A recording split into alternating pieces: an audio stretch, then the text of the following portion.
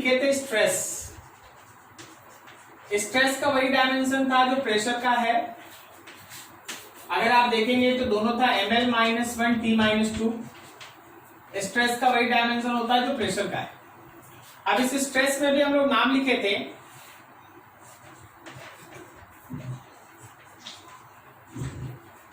Longitudinal stress,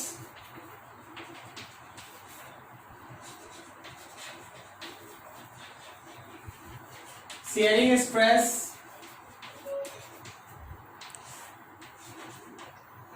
normal stress,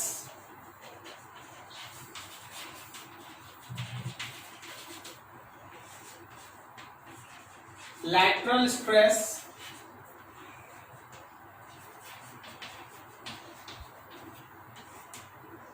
ऐसा करके हम लोग पढ़े थे। अब हम तुमको कुछ और भी सिखाते, कुछ और भी नाम हो सकता है। That is called coefficient of elasticity. Coefficient of elasticity का वही डायमेंशन होता है जो स्ट्रेस का होता है। मतलब ml-1 P-2। अब कोएफिशिएंट ऑफ इलास्टिसिटी में क्या क्या आता है वो देखो। कोएफिशिएंट ऑफ इलास्टिसिटी में आपके पास होगा यंग्स मॉडुलस,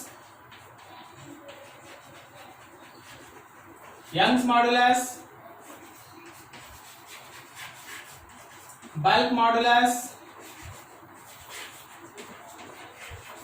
शियर मॉडुलस,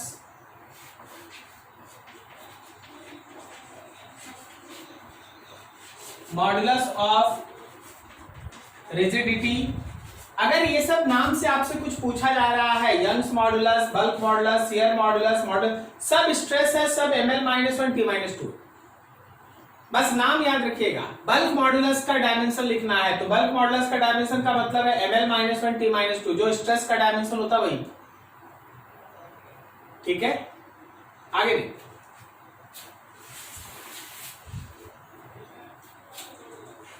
कोई तुमसे पूछ दिया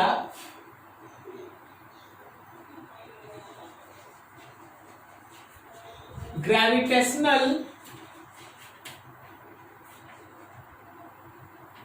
फील्ड इंटेंसिटी। याद रखना, ग्रेविटेशनल फील्ड इंटेंसिटी हमेशा ध्यान रखिएगा, ये ग्रेविटेशनल फोर्स बाय मास होता है। फोर्स बाय मास, तो फोर्स का डायमेंशनल फॉर्मूला होगा ml-T-2 और बाय मास एक m लग गया तो mm cancel, it is L-T-2। Gravitational field intensity. अगला सुनते जाना, इलेक्ट्रिक फील्ड इंटेंसिटी। और इलेक्ट्रिक फील्ड इंटेंसिटी होता है force by charge. Force by charge, तो फोर्स हो गया ml-T-2 और चार्ज का डायमेंशन लास्ट आप लिखे थे, बताइए तो क्या होता है? Ampere into time. याद आया क्या जी? आप लोग पढ़े हैं ना लास्ट डे, चार्ज का dimensional formula ampere into time, current into time.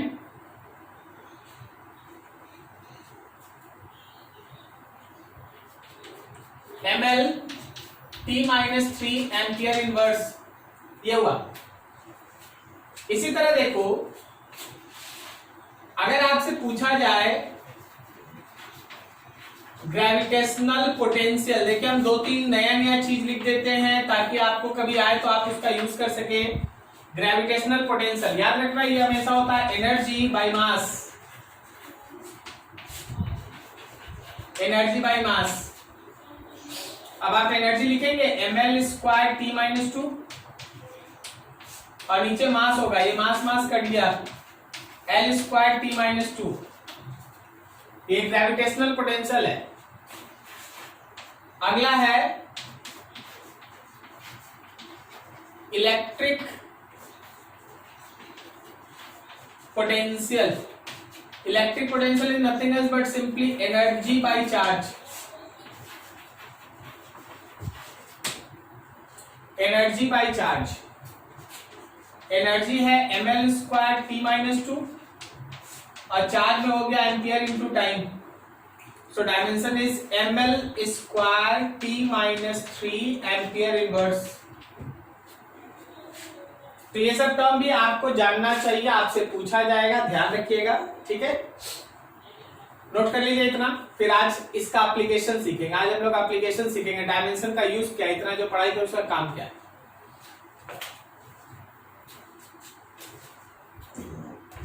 चलो start. Application of dimensional analysis.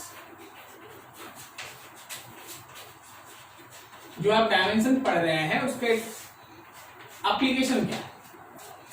तो मेनली देखो हमारे पास 3 इंपॉर्टेंट एप्लीकेशन होता है डायमेंशन का। उसमें जो सबसे पहला एप्लीकेशन है वो ये है कि आप इस डायमेंशन के कॉन्सेप्ट से कोई दिए हुए इक्वेशन का weather it is dimensionally correct और इनकरेक्ट इसका चेकिंग कर सकते हैं। आप ये चेक कर सकते हैं कि दिया हुआ इक्वेशन आपका डायमेंशनली करेक्ट है या दिया हुआ इक्वेशन आपका डायमेंशनली इनकरेक्ट है, आप इसको चेक कर सकते हैं। तो सबसे पहला है we can check dimensional correctness. We can check dimensional correctness of any given equation. हम लोग किसी भी दिए गए इक्वेशन के डायमेंशनल करेक्टनेस के बारे में चेक कर सकते हैं। अब इसके पीछे का जो लॉजिक है, इसके पीछे का जो कॉन्सेप्ट है उसको दिमाग में रखना है। इसके पीछे का कॉन्सेप्ट है कि ये जो एप्लीकेशन है ना, this application is based on this application is based on principle of homogeneity। ये प्रिंसिपल ऑफ होमोजेनिटी के ऊपर ये एप्लीकेशन बेस्ड है। Principle of homogeneity, principle of homogeneity. तो सर ये प्रिंसिपल ऑफ होमोजेनिटी क्या है, थोड़ा ये बता दीजिए, देख समझना, बताना, जरा आंसर बताना। 5 kg प्लस 3 kg कितना होता है?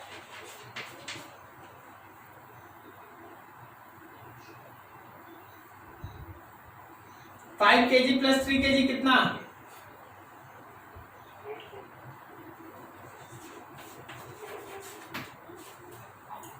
और क्या 5 kg में आप 3 मीटर को जोड़ सकते हैं? This is not possible.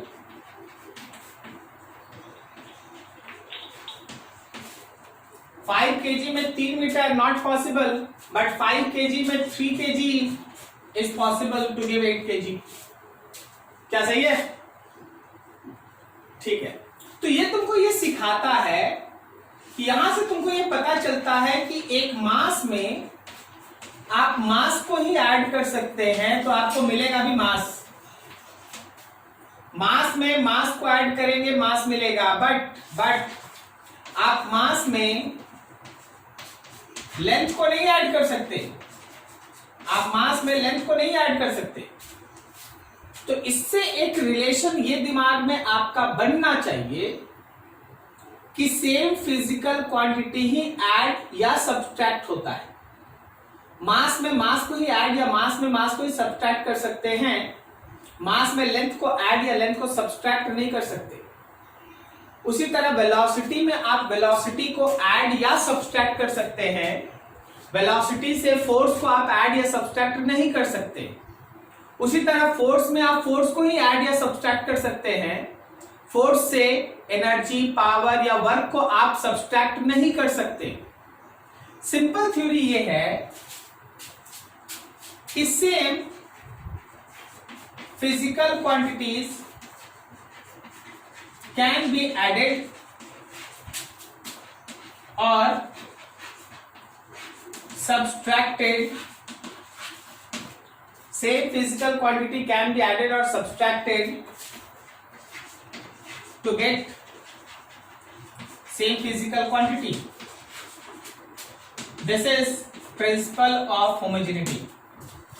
आप सेम फिजिकल क्वांटिटी को ऐड या सब्ट्रैक्ट करते हैं कि आपको फिर से सेम फिजिकल क्वांटिटी मिले, और इसी को आप प्रिंसिपल ऑफ होमोजेनिटी कहते हैं। कहने का मतलब ये है कि अगर ए में हम बी को ऐड करके सी लाते हैं तो एकदम तय है कि जो डायमेंशन ए का होगा वही डायमेंशन बी का होगा और वही डायमेंशन सी का भी होगा।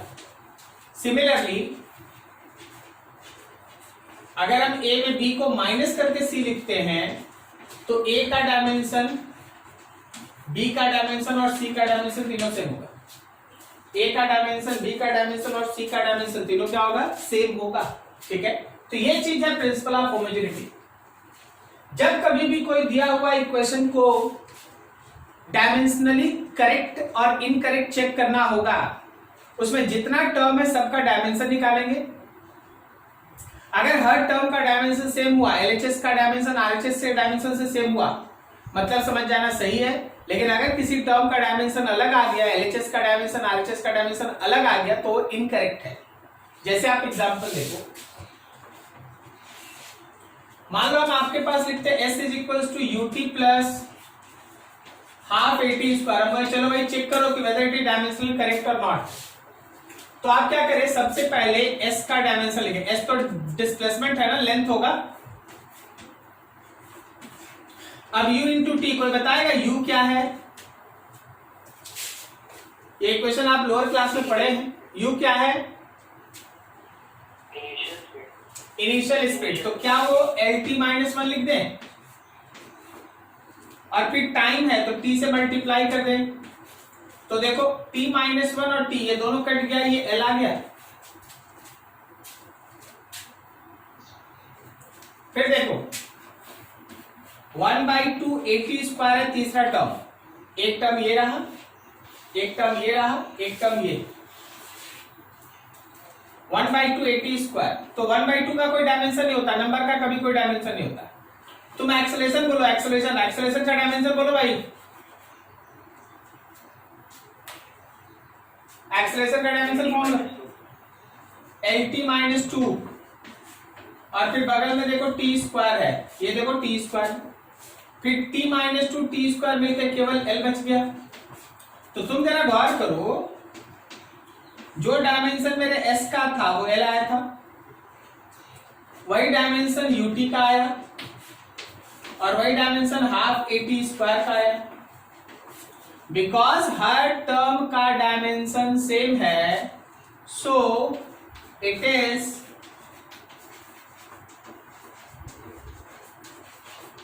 Dimensionally correct. ये डायमेंशनली करेक्ट है, जो दिया हुआ इक्वेशन है वो डायमेंशनली करेक्ट है। तो हर दिए हुए इक्वेशन के लिए आपको डायमेंशनल करेक्टनेस जब चेक करना पड़े, आपको उसका हर टर्म का डायमेंशन निकालना होगा। हर टर्म का s का डायमेंशन निकालें, u और t मिल के एक टर्म है, इसका डायमेंशन निकालें, फिर इस पूरे टर्म का डायमेंशन निकालें। अगर हर टर्म का डायमेंशन सेम आए then it is dimensionally correct, otherwise it is incorrect. जैसे एक और एग्जांपल देते हैं,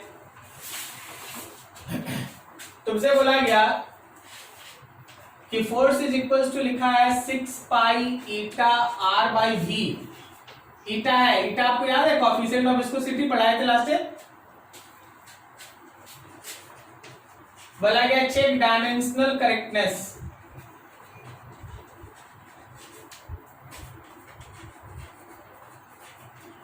चेक डायमेंशनल करेक्टनेस। तो डायमेंशनल करेक्टनेस कैसे चेक करेंगे? आराम से, एलएचएस में फोर्स है तो फोर्स का डायमेंशन हो गया ml माइनस 2, सीधा लिख दिए। अब आरएचएस में गए, आरएचएस में 6 पाई है, ईटा है, आर है और भी है, इसको तो छोड़ दो। ईटा का डायमेंशन कोई बताएगा क्या हमको? ईटा का डायमेंशन याद है किसी को? कोई बताएगा ईटा का डायमेंशन, कोएफिशिएंट ऑफ विस्कोसिटी का डायमेंशन? हम बता देते, ml माइनस 1 t माइनस 1 होता है, फिर रेडियस मतलब लेंथ और नीचे वेलोसिटी lt माइनस 1। तो l से l कटा, t माइनस 1 से t माइनस 1 कटा, तो ये हो गया ml माइनस 1। अब तुम अपने से देखो, LHS का डायमेंशन है MLT-2, RHS का डायमेंशन है ML-1। इसका मतलब LHS का डायमेंशन और RHS का डायमेंशन सेम नहीं है। LHS का डायमेंशन और RHS का डायमेंशन सेम नहीं है, so it is dimensionally incorrect. So it is dimensionally incorrect, इसलिए डायमेंशनली इनकरेक्ट है। यहां देखो सबका डायमेंशन सेम आया तो डायमेंशनली करेक्ट। यहाँ पे LHS और RHS का डायमेंशन सेम नहीं आया, so it is dimensionally incorrect. क्या आपको वहां तक का एप्लीकेशन समझ में आ रहा है?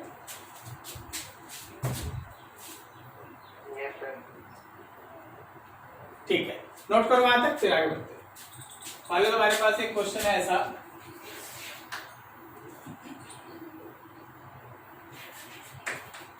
h is equals to 2s cos theta by r rho g। इसमें हर टर्म क्या है? h क्या है? तो हाइट है। s को कहते हैं लोग सरफेस टेंशन। हम सरफेस टेंशन का डायमेंशन आपके लिए लिख देते हैं, that surface tension is MT-2। r है रेडियस, रो है डेंसिटी और जी है acceleration due to gravity. Acceleration due to gravity. तो देखो हर चीज का डायमेंशन तुमको पता है। हाइट जहां है वहां L होगा, रेडियस जहां है वहां L होगा, डेंसिटी का होगा ML-3 और एक्सेलरेशन ड्यू टू ग्रेविटी होगा MT-2। सरफेस टेंशन ये बता है। हाँ एक चीज और, आगे जाके आप पढ़ेंगे लेकिन अभी क्वेश्चन आ गया तो सुन लीजिए। कोई भी ट्रिग्नोमेट्रिक रेशियो हो, कोई भी लॉगरिथमिक फंक्शन हो या कोई भी एक्सपोनेंशियल, इन तीनों का डायमेंशन हमेशा 1 होता है, मतलब डायमेंशन लेस। अगर आपको यहां पे कोई बोल दे कि cos थीटा का डायमेंशन, तो cos थीटा की जगह पे आपको 1 लिखना है, डायमेंशन लेस। Dimension less. आपको क्या करना है? Check dimensional correctness.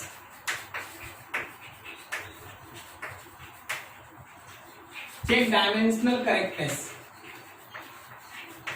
ये डायमेंशन करेक्ट है या इनकरेक्ट, तुमको ये बताना है। ठीक है, तो अब करना क्या है? आपको क्या करना है?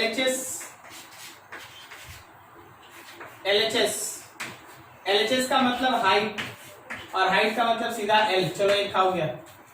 अब तुम आओ RHS में। RHS में है 2 है, S है, cos थीटा है, नीचे है R रो और G है। तो 2 dimension less, cos theta dimension less. 2 के जगह भी 1 लिख दिए, 2 के जगह 1 लिख दिए। सर 2 के जगह 1 क्यों लिख दिए? अरे भाई जब तू डायमेंशन लिख रहा है तो 2 डायमेंशन लेस है, और डायमेंशन लेस का मतलब 1 होता है। डायमेंशन लेस 1 क्यों लिखते हैं? देख, डायमेंशन लेस 1 इसलिए लिखते हैं, M पे नॉट होता है, L पे नॉट होता है, T पे नॉट होता है। तो सब पे अगर नॉट नॉट नॉट लगा है, 0 0 0 लगा है, तो सब तो मिलजुल के 1 ही ना होगा। क्या आपको बात समझ में आ रही है?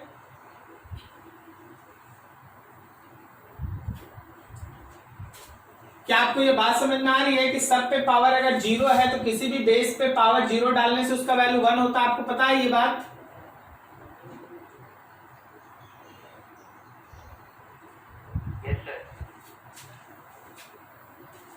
तो यहाँ 2 डायमेंशन लेस है, फिर सरफेस टेंशन है। सरफेस टेंशन में हम लोग लिख दिए MT-2, फिर cos थीटा में 1 लिख दिए, डिवाइडेड बाई रेडियस में लेंथ, डेंसिटी में ML-3 और फिर G में LT-2। तो देखो M से M कटा, T-2 से T-2 कटा, और नीचे 2 L है और L पे पावर -3 है, तो 1 बाई L पे पावर -1 बचा, और L पे पावर -1 मतलब L ऊपर। Therefore आपको ये मिल रहा है कि जो डायमेंशन हमारे LHS का है वही डायमेंशन हमारे RHS का भी है, जो डायमेंशन हमारे LHS का है वही डायमेंशन हमारे RHS का भी है। So given equation is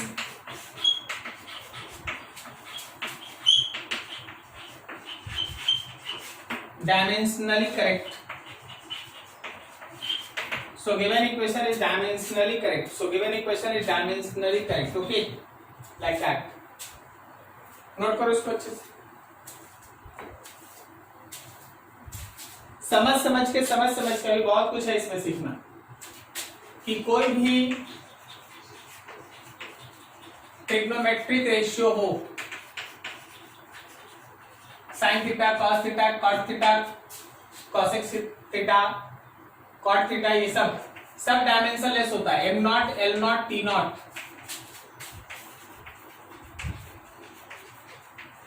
dimensionless. इसी तरह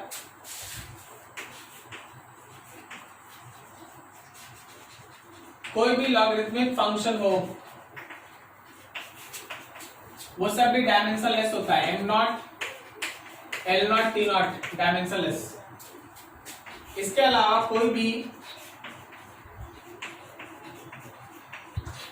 एक्सपोनेंशियल फंक्शन हो that is also dimensionless. M naught, L naught, T naught dimensionless.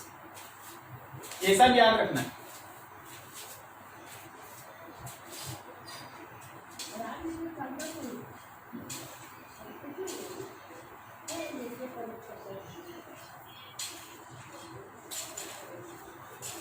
हो गया. अभी देखो धीरे धीरे ऐसे ही समझते चलना. मान लो अगले लेवल का क्वेश्चन तुमसे ये बोला गया, अगर b equals to a plus B T is dimensionally correct. तुमको इस बार बोल दिया गया कि डायमेंशनली करेक्ट है. अगर b equals to u a plus B t dimensionally correct, then find dimension of A and dimension of B. अगर B stand करता है वेलोसिटी और T स्टैंड करता है time. B equals to A plus BT is dimensionally correct. Then find dimension of A and B. B velocity have T time. अब question जब तुमको खुद ही बता रहा है कि ये डायमेंशनली करेक्ट है तो इसका रिवर्स डिकोडिंग करो. अगर ये डायमेंशनली करेक्ट है तो तय रखना कि जो डायमेंशन B का होगा वही डायमेंशन A का होगा और वही डायमेंशन B इंटू टी का होगा. क्या ये लाइन समझे? जो डायमेंशन B का होगा वही डायमेंशन A का होगा, वही डायमेंशन B और T का होगा. ऐसा क्या ये समझे?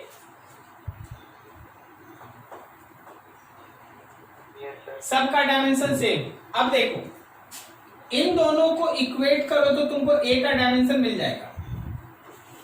सो dimensional formula of A is velocity, और वेलोसिटी आप जानते हैं LT माइनस 1. अब वेलोसिटी को इससे इक्वेट करो. वेलोसिटी को b इंटू टी से इक्वेट करो तो क्या यहां से हम v का वैल्यू लिख सकते हैं v by T.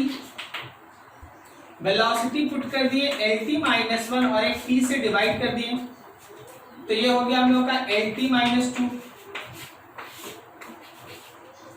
LT minus 2 तो तुमको दोनों का डायमेंशन मिल गया. A का डायमेंशन मिल गया LT माइनस 1 और B का डायमेंशन मिल गया LT माइनस 2. अच्छे से देखिए और समझिए, कहीं कोई दिक्कत? एक बार B को A से इक्वेट करके A मिल गया, एक बार B को BT से इक्वेट कर दिए B मिल गया. क्यों? क्योंकि सबका डायमेंशन तो सेम है. क्वेश्चन लिख रहा है डायमेंशनल करेक्ट है.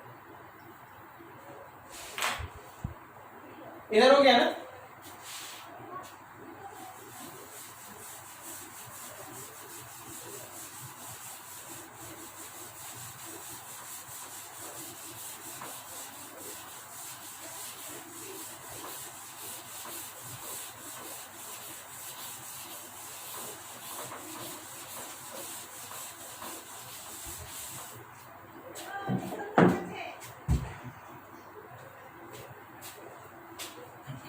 चलो अगला क्वेश्चन। मान लो तुमको बोल दें f is equals to a plus b c plus t। if f equals to force and t equals to time, find dimension of a, b and c। A B और C का dimension निकालो, ए B और C का dimension निकालो। मान लो ये question हम लोगों के पास ए बी और सी का डायमेंशन निकालो। अब तुम समझना, हम सबसे पहले डायमेंशन निकालेंगे, सी का। कारण देखो, क्योंकि सी प्लस टी है तो हम लोग ये आज सीखे हैं कि ये तभी पॉसिबल है जब सी का डायमेंशन और टी का डायमेंशन सेम हो। मतलब सी का डायमेंशन होगा टाइम। क्या तुमको ये लाइन समझ में आया? अरे बोलो हाँ या ना, बोलो बोलो। क्योंकि सी में टी जोड़ा गया है तो जोड़ने का मतलब है, एडिशन का मतलब है कि सेम डायमेंशन का होगा तभी एडिशन है। तो सी प्लस टी मतलब सी टी है। एक हो गया। अब देखना, इसका जो डायमेंशन है वही डायमेंशन ए का है और यही पूरा का डायमेंशन है। तो एफ और ए बराबर और एफ ये पूरा टर्म बराबर। दूसरा, जो डायमेंशन एफ का है वही डायमेंशन ए का है। तो ए का डायमेंशन हुआ फोर्स वाला ml t-2। ए का डायमेंशन हुआ फोर्स वाला ml t-2। ठीक है। अब चलो भाई तीसरे पे काम करते हैं। जो f का डायमेंशन है पूरे का डायमेंशन है। जो डायमेंशन f का है वो इस पूरे का डायमेंशन है। चल भाई ये f रहा, ऊपर में b है। अच्छा नीचे में t होगा क्या? देखो देखो बोलो, टाइम प्लस टाइम, तो टाइम ही ना होगा? बोलो जी। हाँ, आप मास में मास ऐड करते हैं तो मास मिलता है ना। अब 5 केजी और 3 केजी ऐड कीजिएगा तो 8 केजी मिलेगा। वो 8 तो डायमेंशन के लिए इंपॉर्टेंट नहीं ना है।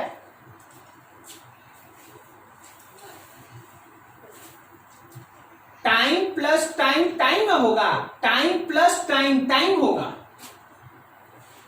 नहीं समझा?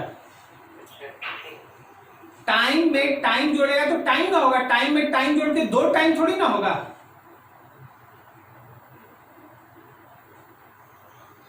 समझ में आ रहा है? अब देखो t से f को मल्टीप्लाई कर दो, f को t से मल्टीप्लाई कर दो तो b बचा। f का मतलब हो गया ml t-2 into T is equal to b। अब ये से मल्टीप्लाई है तो ml t-1 ये b है। सो b का डायमेंशनल फॉर्मूला हो गया ये। b यहां रहा, ए ये है और सी ये रहा। ठीक है, नोट करो यहां तक अच्छे से। समझ के हर चीज को समझ के, इसमें समय लगता है, धीरे धीरे हम लोग चल रहे हैं। कोई एक क्वेश्चन से समझता है, कोई दूसरे क्वेश्चन से समझता है, कोई तीसरे क्वेश्चन से समझता है, ऐसे ही होता है।